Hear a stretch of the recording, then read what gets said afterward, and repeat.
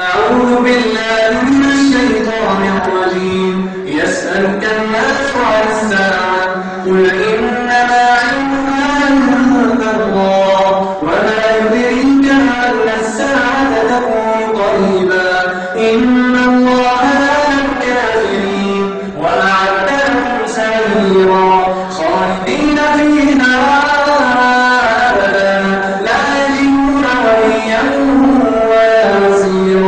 يوم تقلب وجوههم في النار يقولون أئتنا قال الله وقال الرسول وقالوا ربنا إنا أطعنا سادتنا وكبراءنا فأضلونا السبيلا ربنا آتهم ضعفين من العذاب والعنهم عذابا كبيرا.